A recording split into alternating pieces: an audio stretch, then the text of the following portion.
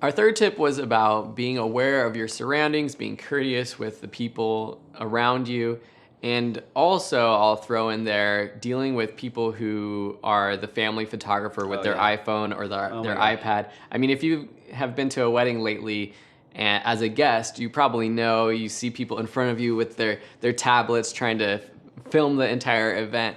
How do you kind of deal with all of this and still It's be courteous? it's so funny because I started shooting weddings in probably about 2007, 2008, and since then, you know, over 10 years, it has completely changed, and people are out there with their cell phones. I'd say first and foremost, ask the officiant or the couple to kind of put a notice out, and I've seen that a lot lately. Is when people are coming down, they'll make an announcement. Hey, we have a photographer here that we paid for. Please, you know, enjoy the wedding. Don't worry about taking photos. We'll make it available for everyone. And that actually really does wonders. And like it really keeps people back from actually getting in the aisle, getting in places, holding things up in the air where I'm trying to shoot over their heads.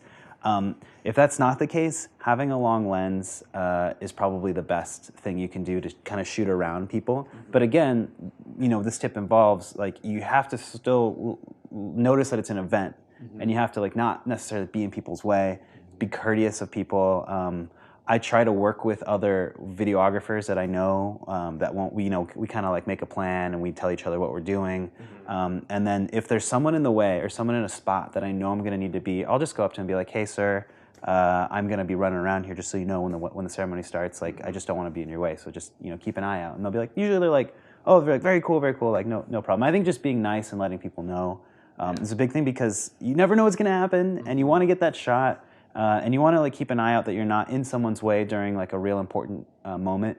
I think with weddings specifically, you have a lot of license to be moving around pretty quickly, as long as you're not in one place in front of someone for a long time. Yeah. I think getting in there, shooting, getting out is like very important, and knowing kind of where to go and where to be. And that you'll gain experience with weddings as you do that. You just get really good, and then it's kind of a cookie cutter thing. You know where to be for every wedding, and it's the exact same.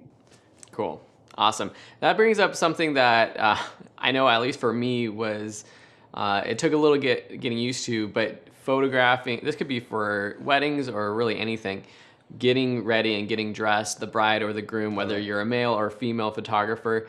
What is sort of the protocol for when they are getting dressed and you might want to capture those moments, but making sure they feel comfortable with you being there? I think having a conversation way before the wedding and asking first, like, do you want, as a male, like, do you want photos of you getting ready? You're putting a dress on, and typically they'll say yes. And so the protocol for that is on the wedding day, the morning of, I always tell them like, hey, I'm here shooting. Is it cool that I come in?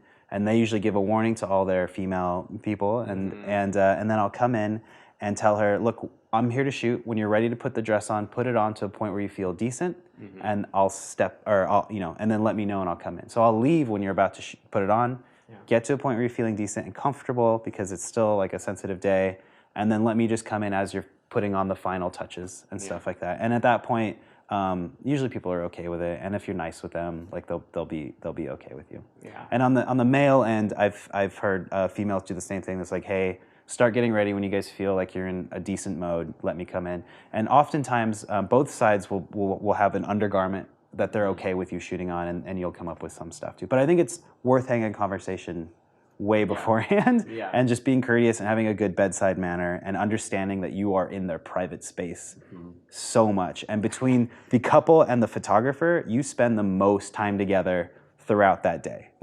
No matter, like, there's moms, dads, like parents. Like, I think I spent more time with you that day than anyone else in the wedding party. Totally. Which is cool because we were friends, but when you're shooting a stranger, like, just that's an important relationship, and you're in their face the whole time.